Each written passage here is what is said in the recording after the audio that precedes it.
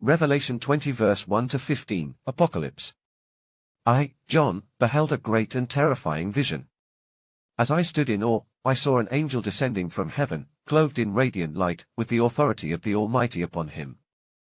In his mighty hand, he held a great chain and the key to the abyss, the bottomless pit, where the darkness is deeper than the night and the cries of the condemned echo eternally.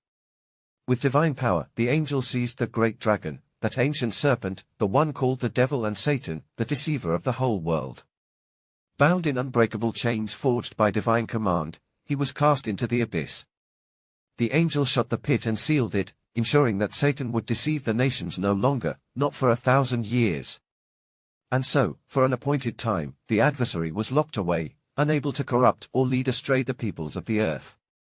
But I knew in my heart that after the 1,000 years, he would be released for a short time. Then my eyes beheld great thrones, and upon them sat those to whom authority had been given to judge. I saw the souls of those who had been beheaded for the testimony of Jesus and the word of God. They had refused to worship the beast or his image, they had not received his mark upon their foreheads or hands. These faithful ones, purified through suffering, were raised to life and reigned with Christ for 1,000 years. But the rest of the dead, those who had not been counted among the righteous, did not come back to life until the 1,000 years had passed. Blessed and holy are those who partake in the first resurrection. The second death has no power over them. They will be priests of God and of Christ, reigning with him in his glorious kingdom. When the 1,000 years had ended, the abyss was opened, and Satan was loosed from his prison. I saw him go forth with fury, deceiving the nations once more, gathering them from the four corners of the earth, Gog and Magog, to rise against the holy city. Their numbers were vast, like the sands of the sea, an innumerable horde marching toward destruction. The armies of darkness surrounded the beloved city, encircling the camp of God's people. My heart trembled as I watched the forces of wickedness prepare to strike. But then, a great and terrible fire fell from heaven, consuming them utterly. In an instant, their power was broken, their rebellion turned to ash. And the devil, the deceiver of nations, was cast into the lake of fire and sulfur, where the beast and the false prophet had already been thrown.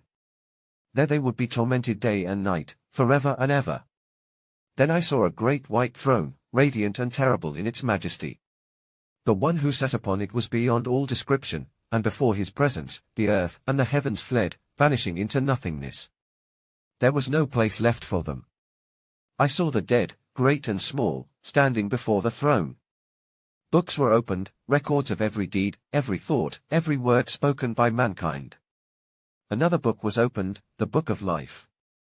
Judgment was rendered according to what was written in these books, each soul receiving its due. The sea gave up the dead within it.